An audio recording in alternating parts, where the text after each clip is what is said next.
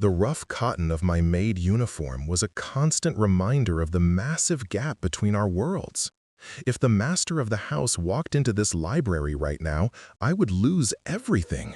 He would cast me out onto the freezing winter streets without a single copper coin. To this wealthy family, I was just a silent ghost. I polished their silver, I swept their cold marble floors. But under the dim shadows of the bookshelf, Julian Vance was looking at me. He watched me with a desperate, wild longing. The air was thick with the scent of dried lavender and expensive wood polish. The faint, metallic clinking of the grandfather clock in the hallway was a steady, rhythmic countdown. Every tick of the clock reminded me that we were running on borrowed time. I was her family's underpaid maid. He was the wealthy heir to this entire empire. This dark library was the only place we could exist without the crushing weight of their rules. Julian leaned closer. His warm chest almost brushed my cold shoulder. I took a slow, deliberate step backward. I pressed my back against the hard walnut bookshelf. The sharp edge dug into my spine. I had to maintain the boundary. My father was sick. My family needed my meager wages. I could not afford to lose this job. But as Julian reached out, the scent of fresh pine and cold rain filled the small gap between us. His fingers hovered just 2 inches from my cheek. I saw a tiny pulse jump in his tight jawline. His amber eyes dilated in the dim light of the singular candle. His hand was trembling slightly. I was her family's underpaid maid until their wealthy heir begged me to love him in the dark. He whispered my name in a low, gravelly rasp. The sound sent an electric shiver straight down my spine. He told me he did not care about the family name. He said the wealth felt like a suffocating cage. He begged me to stay. I wanted to reach out. I wanted to trace the sharp line of his collarbone. But the fear of ruin was a heavy anchor. I told him we had to stop. I told him his family would destroy us both. He did not pull back. Instead, he leaned in further. His lips paused just a hair's breadth from mine. The heat of his breath was a sweet contrast to the freezing draft under the door. The tension in the quiet room was suffocating. We were standing on the edge of a dangerous cliff. We both knew the fall would be absolute ruin.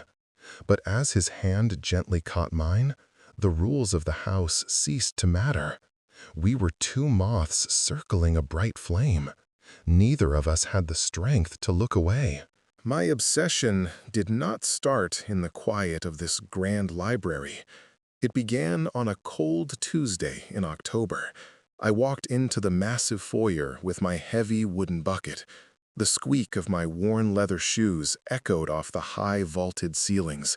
The air in the foyer was ice cold. A freezing winter draft blew under the double doors. I knelt on the cold marble floor. I began to scrub the white stone. Then I heard his footsteps. Julian Vance was walking down the sweeping grand staircase. I kept my head low. I kept my eyes on the soapy water. But I could feel his gaze on my back. It was a physical warmth. The smell of his expensive tobacco and clean soap filled the cold air. I looked up for one brief second. His intense amber-brown eyes were locked on me. His jaw was slightly tense. I saw a small twitch in his upper lip. His pupils dilated as he watched me work. He was 23 years old. He was the sole heir to this massive estate. I was only 19 years old. I was the underpaid girl who cleaned his floors. I spent the next 3 weeks trying to avoid him, but his presence was everywhere. Every morning I would polish the brass banisters. I would hear the quiet click of his study door opening. I would feel his eyes tracking my movements. My knuckles were red and raw from the harsh lye soap. My back was constantly aching, but the physical pain disappeared whenever he walked into the room. He never spoke to me in front of his family, but the silence between us was loud. It was a secret dialogue. Every look in the hallway was a promise. I was drowning in the depth of my silent desire. I knew the danger. The daily rules of the mansion were a heavy iron cage. My life was built on strict schedules and quiet obedience. His mother and sister Clara demanded absolute perfection. Every morning, I had to dress in my rough cotton uniform. The fabric scratched my neck. The heavy rattle of my cleaning keys was a constant reminder of my duty. I spent hours scrubbing the copper pots in the dark basement scullery. The soapy water in my wooden basin was freezing. My fingers were always numb and red. One afternoon, Clara stood over me in the main drawing room. She pointed to a tiny speck of dust on the mahogany table. Her voice was sharp and cold. She scolded me for my laziness. She threatened to cut my meager wages. I stood with my head low. I kept my eyes fixed on her polished leather shoes. I felt a sudden hot flush of shame rise in my chest. Suddenly, Julian walked into the room. He did not look at his sister. He looked directly at me. His jaw was clenched so tightly, a small pulse jumped in his cheekbone. His amber-green eyes were dark with an intense, silent fury. He told Clara to leave the room. His voice was a quiet, dangerous rumble. When she walked out, the silence in the drawing room became heavy. Julian took 3 slow steps toward me. He stood so close I could feel the radiating warmth of his body. He reached out. His fingers hovered just above my wet, red hands. I saw his nostrils flare as he took a ragged breath. He told me he hated seeing them treat me like a servant. I took a step back, maintaining the boundary. I told him I was a servant. I said his family paid for my labor. But Julian did not pull back. He watched me with a raw, desperate pain. The tension was unbearable. The winter storm arrived in the middle of November. The heavy glass walls of the massive conservatory hummed with the steady patter of sleet. The air inside the glass dome was warm and damp. It smelled of rich earth, wet concrete, and sweet jasmine. I was kneeling on the hard stone path, sweeping up the withered orchid leaves. My hands were dry. My knuckles were burning from the cold drafts. Suddenly, a pair of polished leather shoes appeared on the gray stones. I stopped my broom, my heart jumping. I knew the quiet, slow rhythm of his footsteps. Julian sat down on the stone bench right beside me. I did not look up. I tried to stand to give him his privacy, but he reached out and gently touched my wrist. His warm fingertips sent a sudden electric shock through my skin. I stopped, my breath catching in my throat. He told me to please stay. I slowly looked up at him. He had removed his expensive wool coat. He wore only a simple linen shirt. His dark, messy curls fell into his eyes. His jaw was slightly tense. I saw a small twitch in his left cheekbone. His amber-green eyes were clouded with a deep, silent sorrow.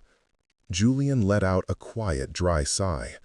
He told me that his father had finalized his betrothal that morning. He was to marry the daughter of a wealthy steel merchant. It was a business merger.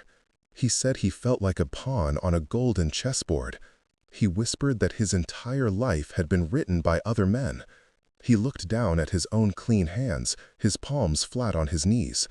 He said he envied the simplicity of my life. He said at least his heart could belong to me. I felt a sudden deep ache in my chest. I took a slow step toward him. I told him that my heart was not free either. I said my poverty kept me in chains just like his wealth chained him. Julian looked up, his eyes dilated, capturing the soft gray light of the sleet. He stood up slowly, matching my proximity. He was only 3 inches from my face. I could feel the radiating heat of his body. He asked me if my heart was promised to someone else. I could not answer. The silence between us was agonizingly sweet. We were standing in a delicate dome of glass. One wrong word would shatter it into 1,000 pieces. The grand ballroom was silent now. The laughter of the wealthy guests had faded into the cold midnight air. I was left alone in the main library to clean up the crystal glasses. The room was cold. The fireplace held only a mound of dying gray ash.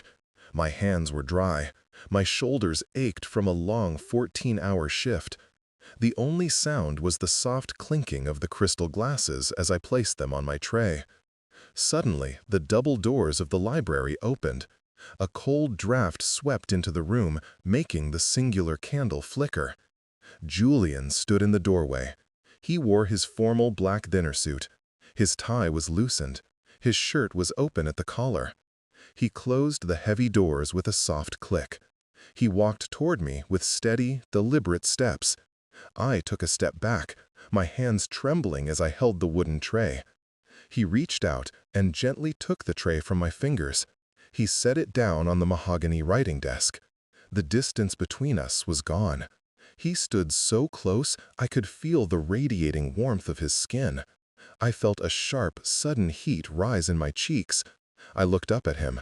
His dark curls were messy. I saw a small twitch in his upper lip.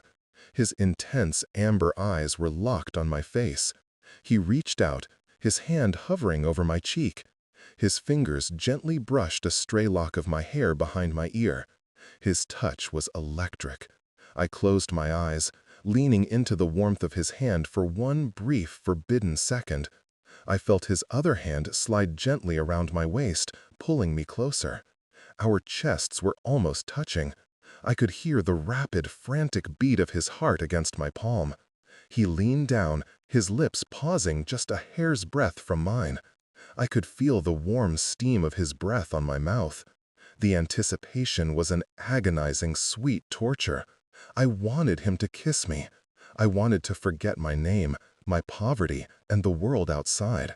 We were suspended in a perfect, quiet vacuum. Suddenly, the sharp sound of heels clicking on the marble floor outside broke the silence.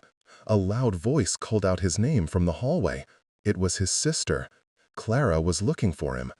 The spell was instantly broken. Julian flinched, his hand dropping from my waist. I pulled back quickly, my heart hammering against my ribs.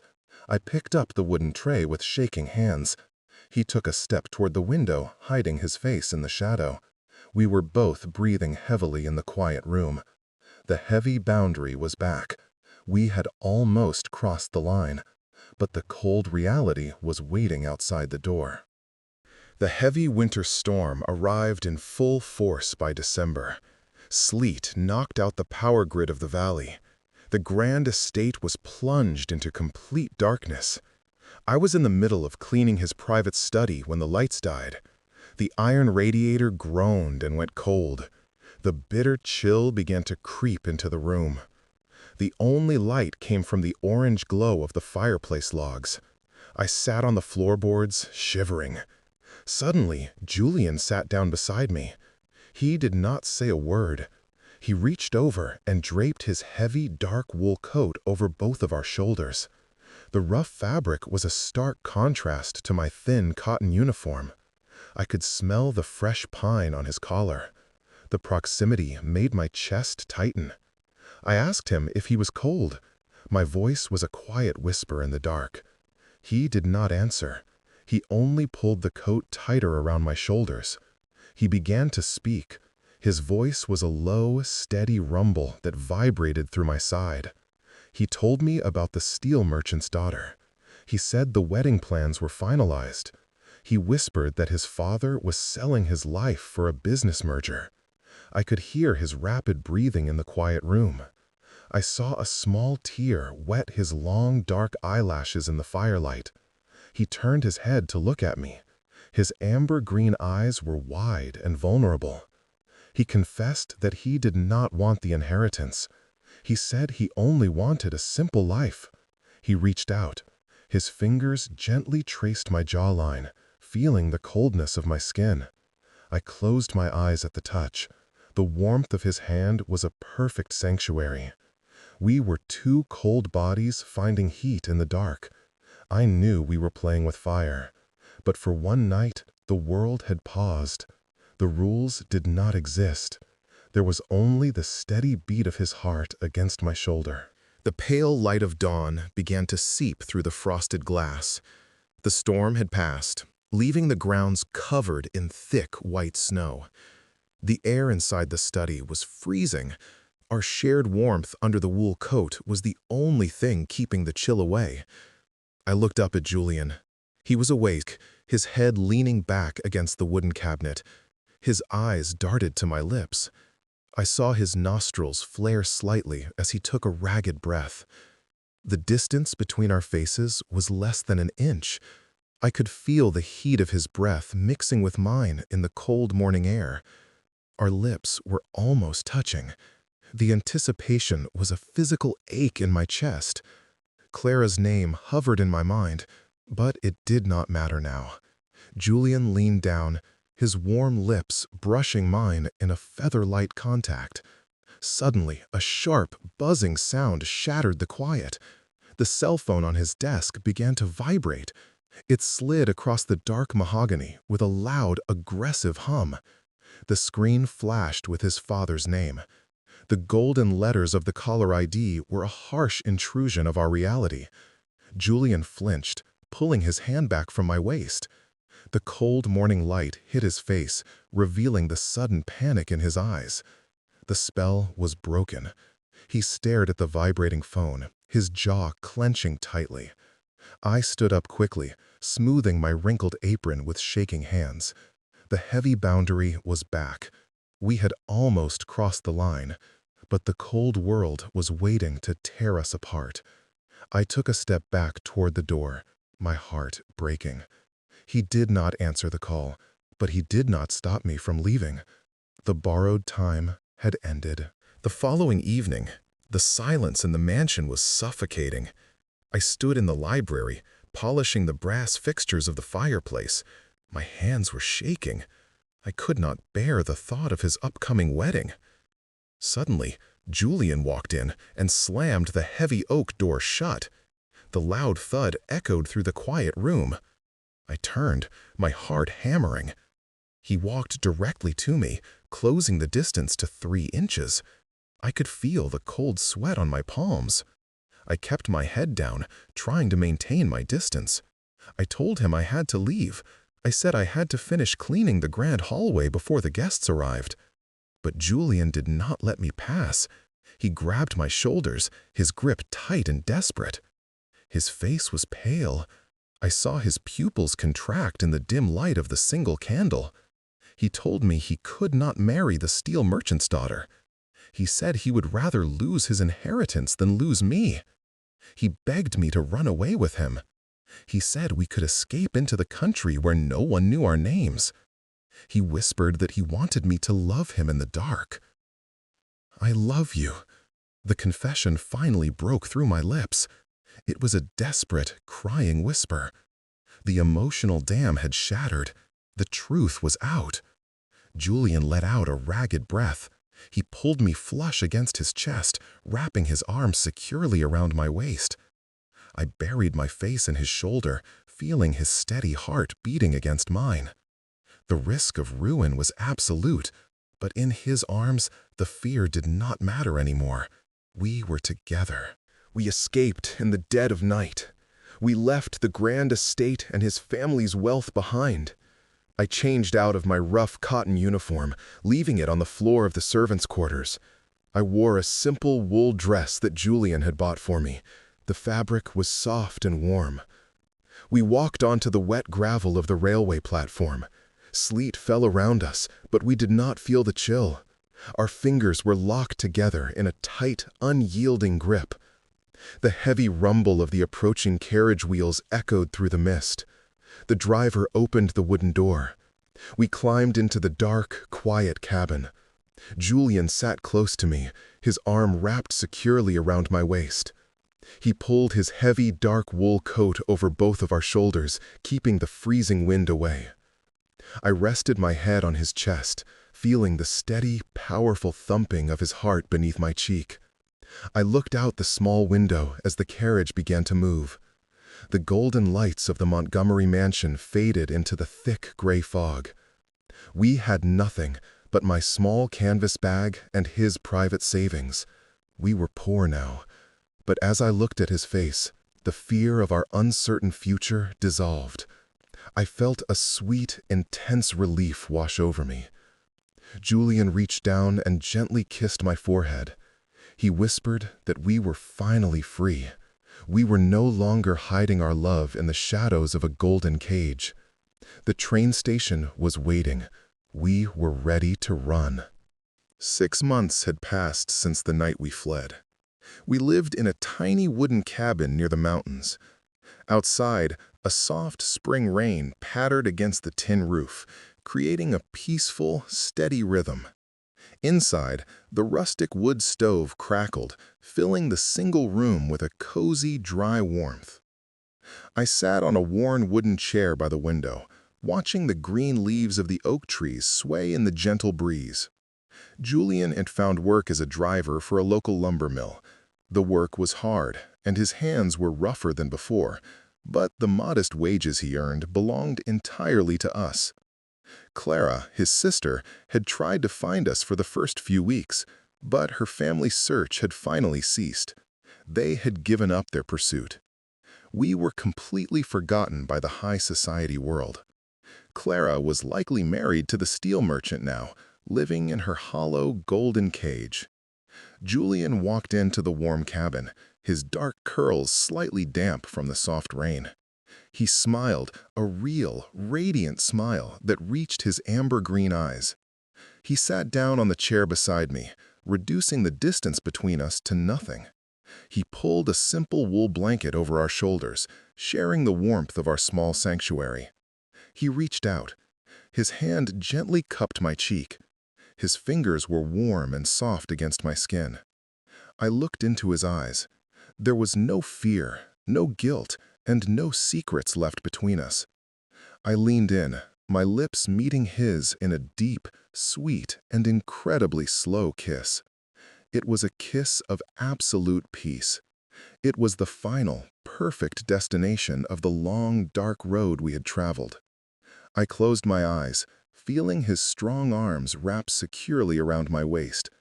The memory of the past slid away into the soft spring rain. I remembered the days when I was her family's underpaid maid, until their wealthy heir begged me to love him in the dark. I looked down at my simple dress. The rough cotton of my maid uniform was a constant reminder of the massive gap between our worlds. Thank you for listening to our slow-burn story of forbidden love. If you felt the intense tension of our journey, please subscribe to the channel. Leave a comment with your favorite moment from our stolen nights. Your support keeps these stories alive. If you loved this, you will adore our next story about a quiet artist who falls for his wealthy patron's daughter. It is another tale of forbidden desire. Until next time, remember that some boundaries are meant to be broken. Let the rain wash the world away. Find your own sanctuary in the dark. We will see you very soon in our next beautiful and intense slow burn tale. Keep listening to our quiet hearts and stay safe. Goodbye.